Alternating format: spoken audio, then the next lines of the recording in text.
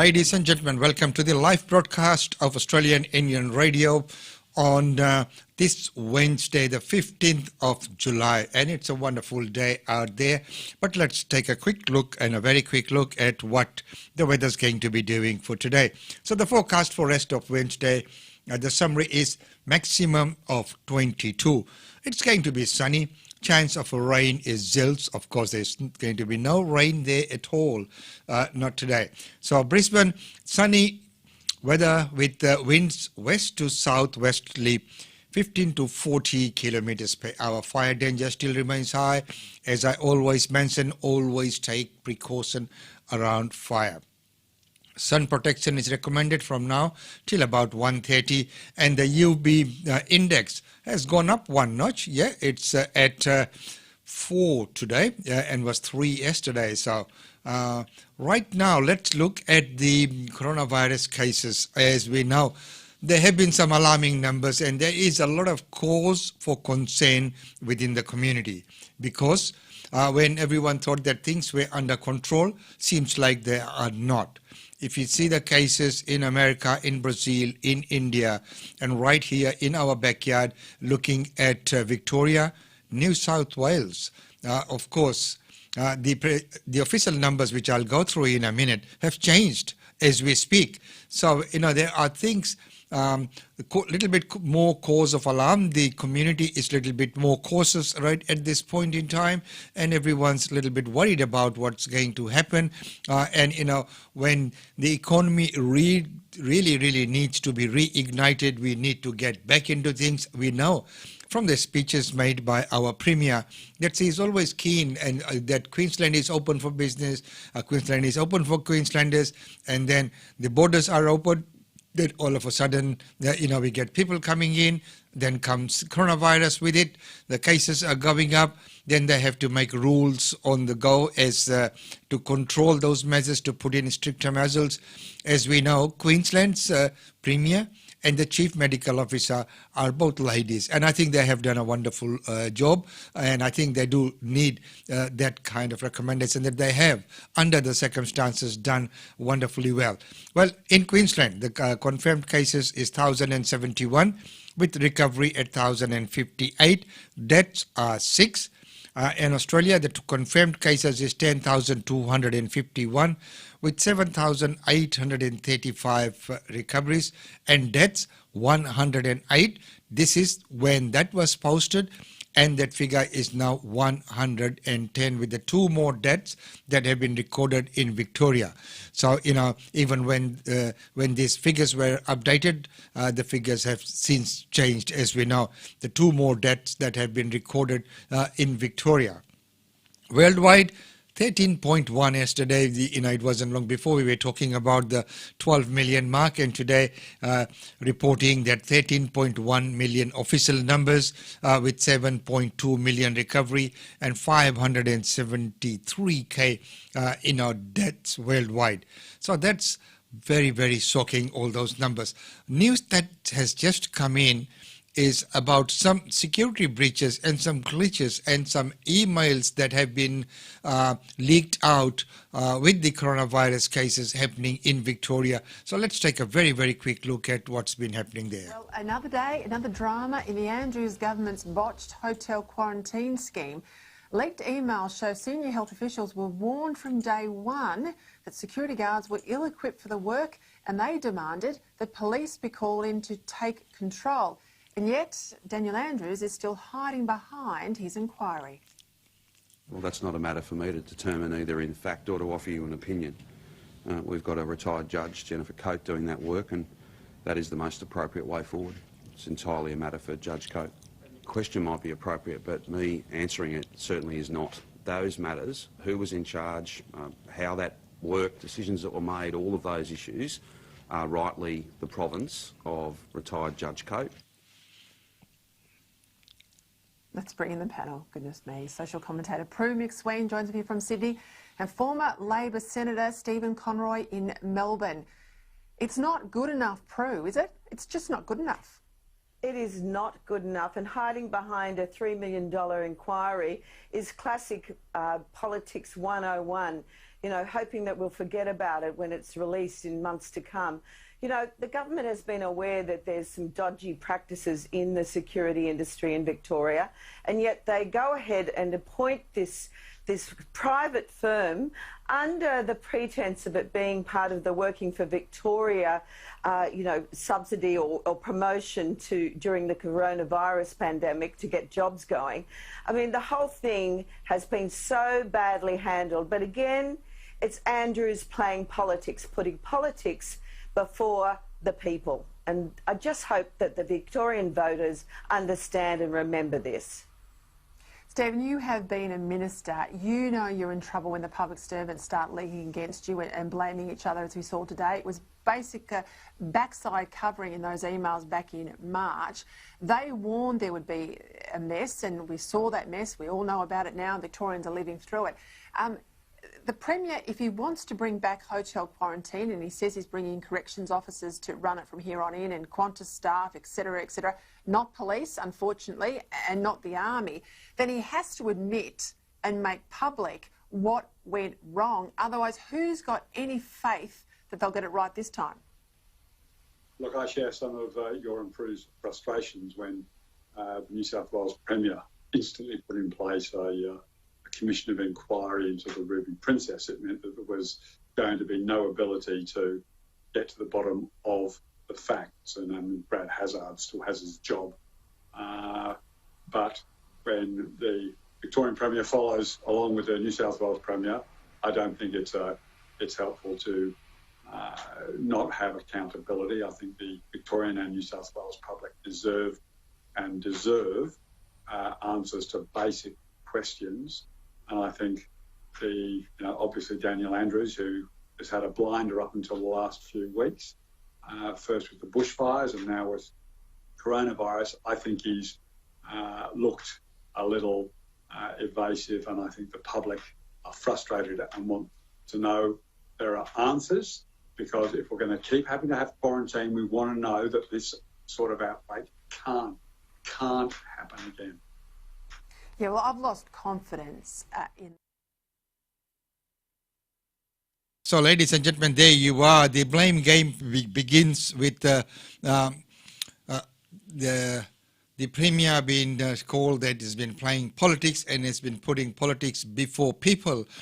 And as we know that there has been a bit of a mess, but we will get to the bottom of the story as the story develops. And I know this has been followed with great anxiety and with great concern with many people all around Australia and around the globe, by the way, at the look of things as well. Everyone has their eye on what's happening and everyone's concerned. When people were thinking that, this coronavirus was sort of under control, but by the looks of things, yes, it is not. And there are many things that are leaking out, which we know is not correct. Well, ladies and gentlemen, before I go back into the news today, we'd like to just bring to you some news of the passing away of Mrs. Phul Kumari Ram, wife of Lek Ram Sukh and mother of Sachindra, whom people know very well as a very renowned musician.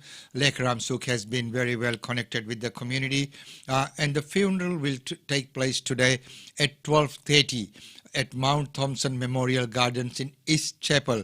Now, for health and safety reasons, it has been recommended that only limited numbers of will be allowed to at the memorial service. Some people would be going to the residence in Buchanan from about 10:30 a.m. But it is recommended that, please, if you can, everyone can pass on their messages of condolences.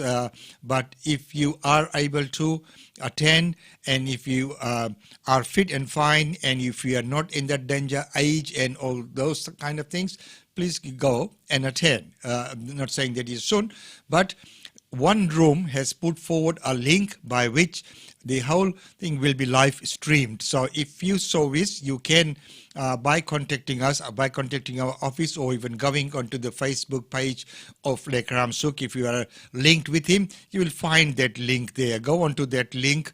I cannot say that link here publicly, but you can go onto their Facebook pages. If they are linked to you, you will be able to, click on that link and watch the whole thing, be part of the ceremony without actually being there. That's the way things are happening these days.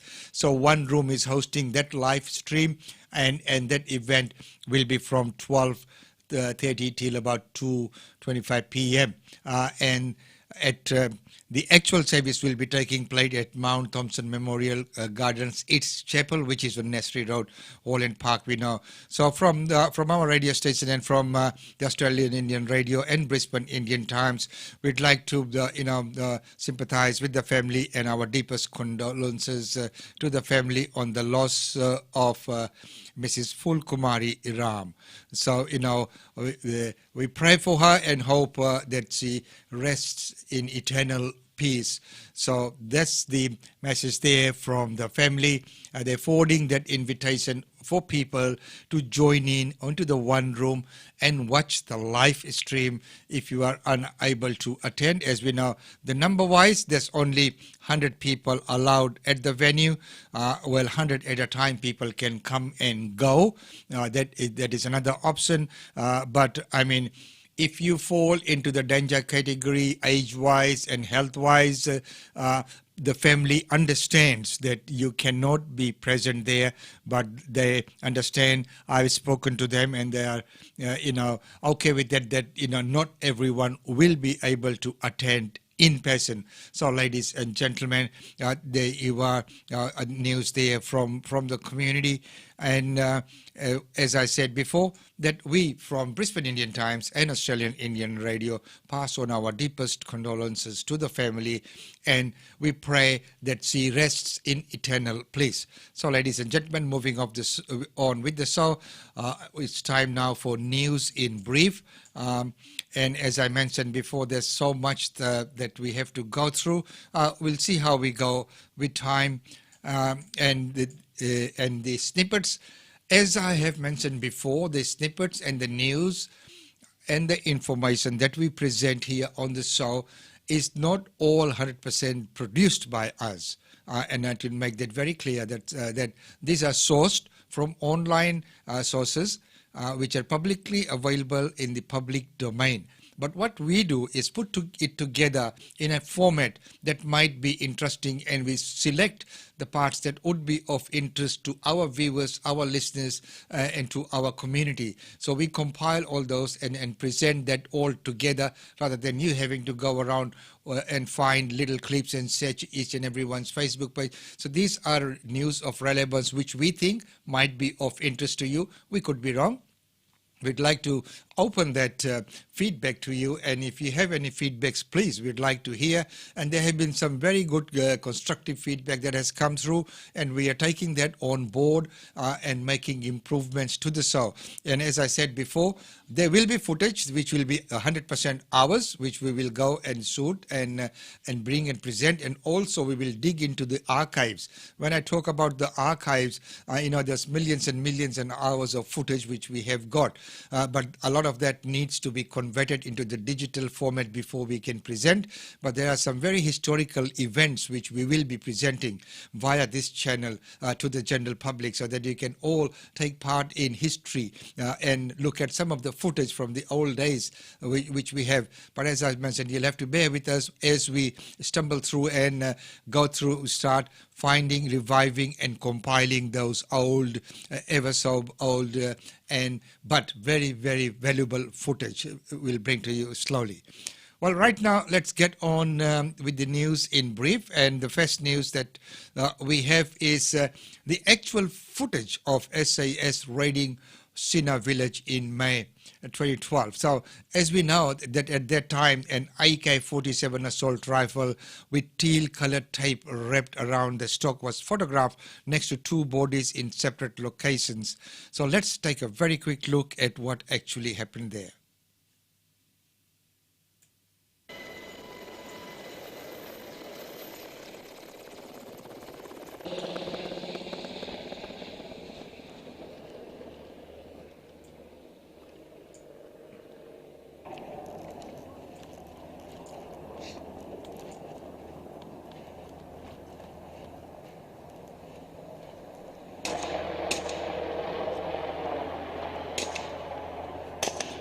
Can hear the gunshots in the background.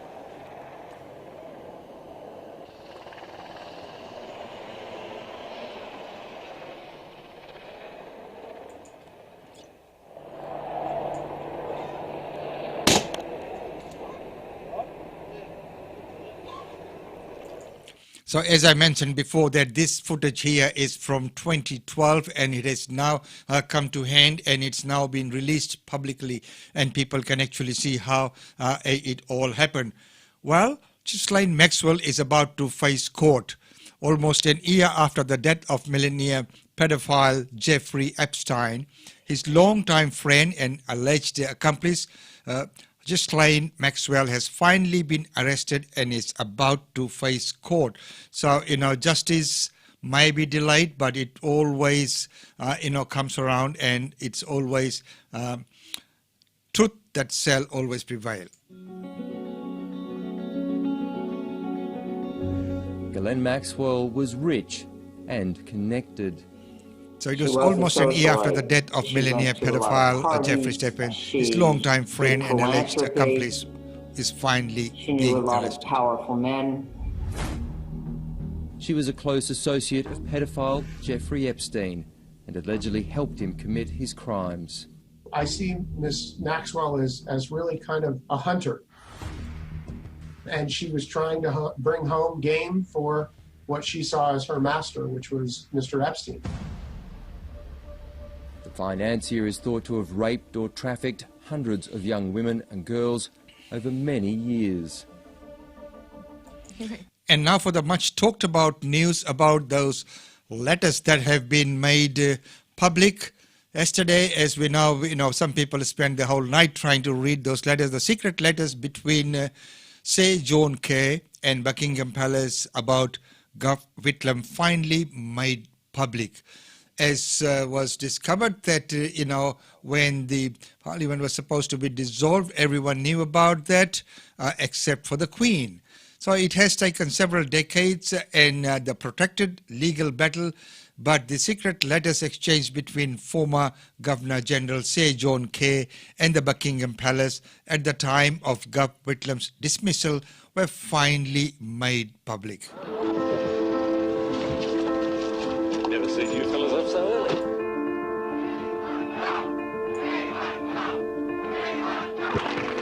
The General took any advice from Buckingham Palace? I don't know. I don't know. It is one of the most contested days in Australia's political history. There were a great deal of secrets about the dismissal of the Whitlam government, and opening up these records against the wishes of the Queen is a really, really critical part of opening our history to full transparency. There is a profound sense of improper behaviour and shame attached to what the letters reveal in terms of Kerr trusting the palace and not the Prime Minister. And as we know that those letters were not to be made public until 2027, but with the legal battle that has been made public, and as today, as we know, the National Archive and the library section had a influx of people trying to log in to look at those letters online, and the whole system came down, could not cope up with the number of people who wanted to look at that. Of course, all this will be made readily available and they will all come out in public very, very soon, but these are some of the key facts. Now, New South Wales Premier is trying to see if she can avoid further lockdowns in New South Wales. Premier, thanks for joining us. Thanks very much for having me, Michael. The coronavirus cluster linked to the Crossroads Hotel has jumped again to 30 just in the last hour or so. It has spread, as we know, to multiple other venues in Sydney. You said today that New South Wales is in a state of high alert. So how close are we to lockdowns in the affected suburbs? Well, look, that's not a path we want to take, Michael, because what we have determined is the best course in managing this pandemic is what we call a suppression strategy. Unfortunately, what all of us have to accept is that as restrictions have eased and as people start to go back to work and go their daily lives, we are going to see those case numbers increase. But what we also have to appreciate is that given we didn't know what was occurring in Victoria, there is a high likelihood, in fact, absolutely a probability. So New South Wales Premier is trying to avoid that, the second lockdown. Well, let's hear from Dr. Sanjana Senayake on the coronavirus outbreak in Victoria. As we know, there's hundreds of people who have been hospitalized in Victoria, and none other than the doctor himself speaks to Michelle Rowland about the cases. Dr. Senayake, thank you so much for joining 7:30. Thank you. The situation in Victoria, sadly, is not getting any better. 111 new cases today of community transmission. We're already in a 6-week lockdown in Melbourne. Where do you see this ending up? That lockdown extending, or possibly Melbourne and Mitchell Shire going into stage 4 lockdown? Yes, I would say that either one of those options are on the table, that's for sure. And we know, certainly from the Wuhan experience, although much bigger than Melbourne, it took about 4 weeks for the outbreak to come under control using lockdown measures. So I think we've got a lot more COVID activity to come before they get this under control. What does stage 4 lockdown mean for those viewers who may not know? Is it similar to what we saw, for instance, in New Zealand? It is. It means very limited, very restricted movement, and it will be mentally challenging for all the residents of people who are under that stage 4 lockdown. It will have economic consequences too. We have also disturbing news of 26 people in Victoria in intensive care, 21 on ventilators. In intensive care, there are 5 people below the age of 50. What does that tell you? Well, we know that about 10 to 15% of people with COVID-19 will have quite a severe illness that will require hospitalisation.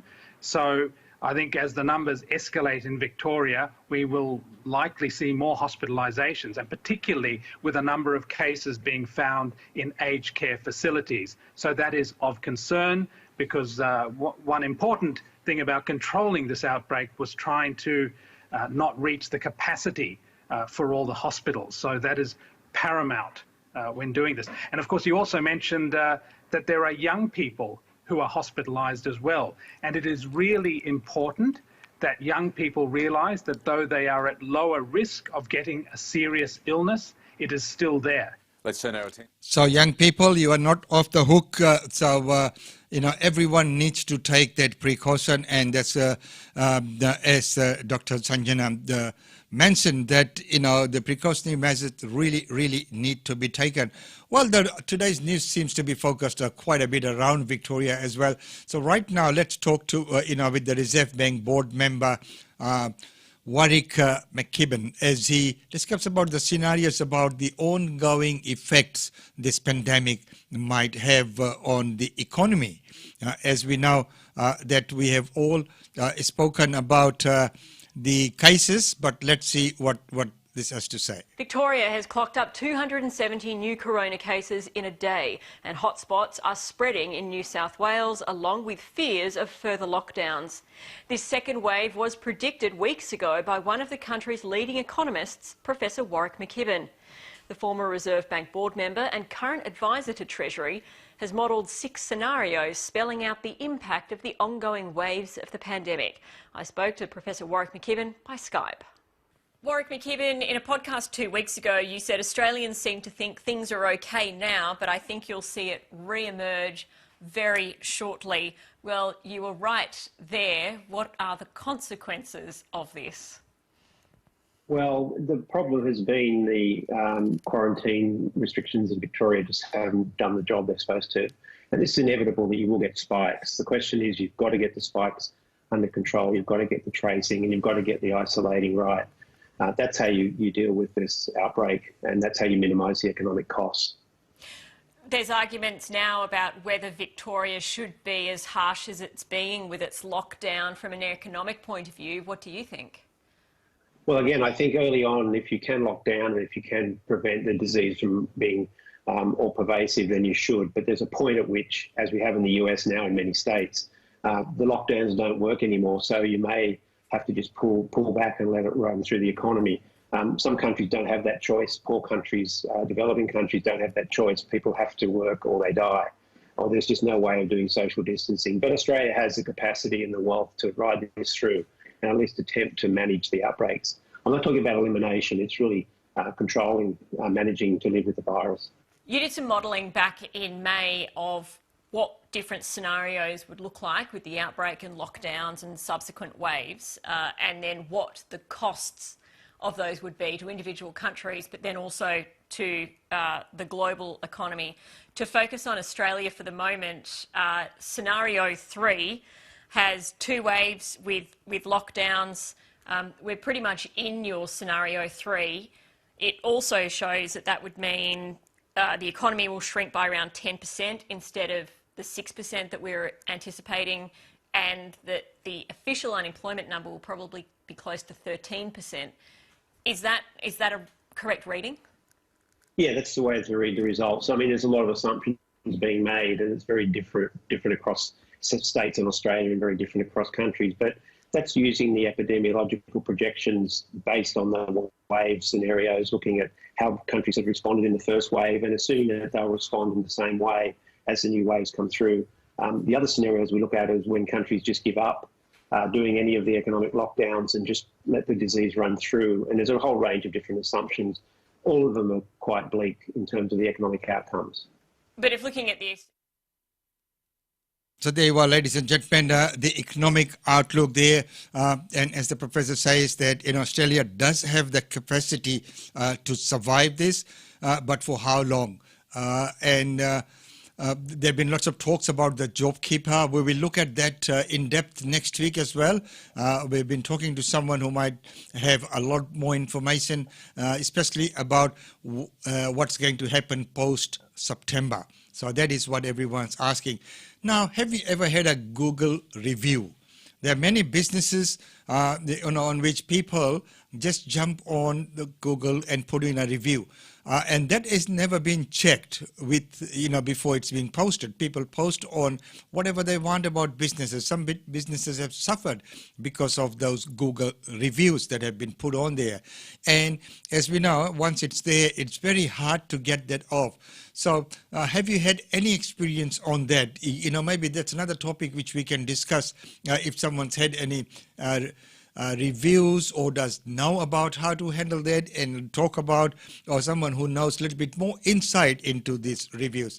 So right now, our Gold Coast accountant, well, here we go. We're coming out of Victoria. Our Gold Coast accountant is suing Google for that. And good on him for taking that on, because, news and everything needs to be fact-checked. And of course, these reviews need to be checked before they go on as well. Now the case of a small business taking one of the largest companies in the world to court. A Gold Coast accountant is suing the internet giant Google over a bad review he alleges is defamatory and a fake. It's the latest in a string of complaints against Google, arguing, like newspapers, it should be held liable for content it publishes. Daniel Ziffer reports. When people search on the internet, they Google. 95% of the search market is Google, so if you want to be found, it needs to be through Google.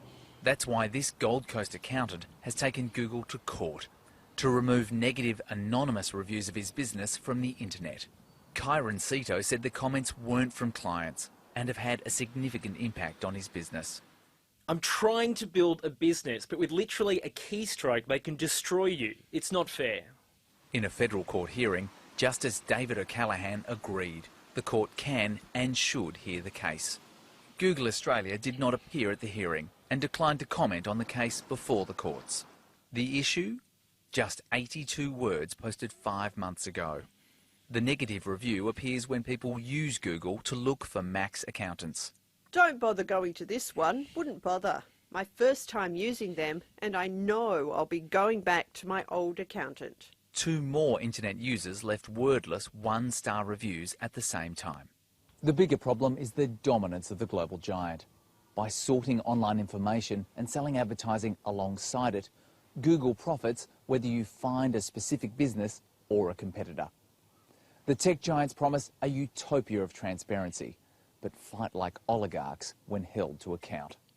In 2015, Google was forced to pay a South Australian researcher $100,000 in damages because searches for her name led to defamatory and incorrect information. The tech company's appeals meant the case took 9 years to resolve.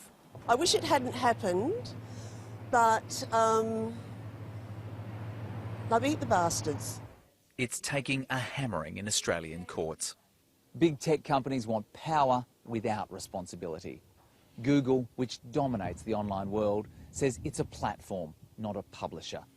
It doesn't want to deal with the consequences of what it pushes people towards.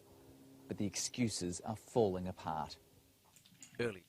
So there you are, and I do agree, because many times people just jump on the web and put in whatever they want about any businesses. So there has to be a process by which people should be able to complain if they so wish, and if name and shame in the public domain, it's allowable. It should happen, but there has to be credibility. There has to be an opportunity for reply as well.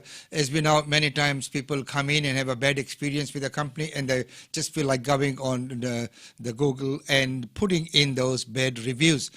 Sometimes they are true, correct and accurate, but often you'll find that is someone, a disgruntled customer or someone who just jumps on. And many times, as we have seen in many cases of, say, if we take, for instance, real estate agents, they manage a lot of properties. People, tenants are in these properties. They fall behind in the rents or whatever. They don't keep the properties quite well. I'm not saying all of them, but these kind of things happen. And if they're given a notice or something, then they'll jump on there and say, oh, this is the bad agent, one of the worst agents to deal with. They did this to us, they did that to us, without checking that they're way behind on their rent.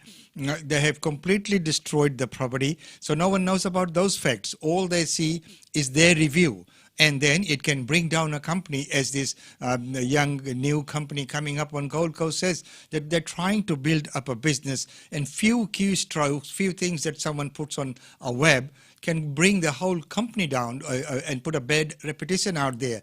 So there should be some credibility checks and measures. And also, there should be some penalty for misleading information that's been put on there. I totally agree with that. So, ladies and gentlemen, we're fast running out of time. There's so much to talk about. And as I'm saying that, we may need to look at extending this session. One of the segments that really we wanted to talk about was India needing additional 6.2% of the GDP towards its regrowth. We will leave that for today. But what we will do is we will quickly look at our sponsors for the show, and then we will quickly go into the upcoming events. Globenet Reality. Globenet Reality 1989 से लेकर अब तक का विश्वसनीय और माननीय Brisbane का real estate agent है। उषा चंद्रा, जो कि ग्लोबनेट की डायरेक्टर है, अपने ग्राहकों को ईमानदार और एथिक सर्विसेज देती हैं। अगर आप ब्रिस्बेन की प्रॉपर्टी में पूंजी लगाना चाहते हैं और आप चाहते हैं कि आपकी प्रॉपर्टी को प्रोफेशनली मैनेज किया जाए, तो आप आज ही कांटेक्ट कीजिए उषा चंद्रा को। लैंडलाइन नंबर है 38654466 और मोबाइल नंबर है 0419775416। और आप प्रॉपर्टी की अधिक जानकारी और करंट अपडेट्स के लिए हमारी वेबसाइट पे लॉगिन कर सकते हैं। हमारी वेबसाइट है www.globnetreality.com.au। ग्लोबनेट रियलिटी आपका अपना लोकल रियल एस्टेट एजेंट है। हमारा पता है ग्लोबनेट reality, shop number 5, 2281 Sandgate Road, Bundall, Queensland. GlobeNet Reality. Real estate is our world. And right now, let's take a quick look at some of the upcoming events that have been submitted to us. And if you'd like to include your function or event on here, please do send that to us. We will gladly include that into our upcoming section here as well. And so, as I mentioned before, that there's so much that needs to be talked about. One of the things is the health minister at Perth is saying that everyone coming from Victoria needs to be tested at the airport. Now, isn't this what I have been saying all the while, that the testing needed to be done at the point of entry from the very beginning? And if you tested positive, you just did not pass that point. And so Perth is going to test everyone coming in from Victoria. What about people coming in from some other countries where they would have been exposed to this virus as well? So I think that check needed to be done right from the very beginning. So, ladies and gentlemen, with that, I need to say goodbye. And it's been wonderful having your company. And don't forget that from 12:30 p.m. Is the memorial service for Mrs. Phul Kumari Ram. The details are there, and it will be streamed online. If you are connected with either Sachindra or Lek Ram Sukh, you can go onto their Facebook and get that link, and you can join in and watch the proceedings if you are not actually physically going there. And from Australian Indian Radio and Brisbane Indian Times, we pass on our deepest sympathies to the family and our sincere condolences. So, ladies and gentlemen, with that, I need to say goodbye. Until the next time, it's been wonderful having your company as usual. Thank you so much for being with us.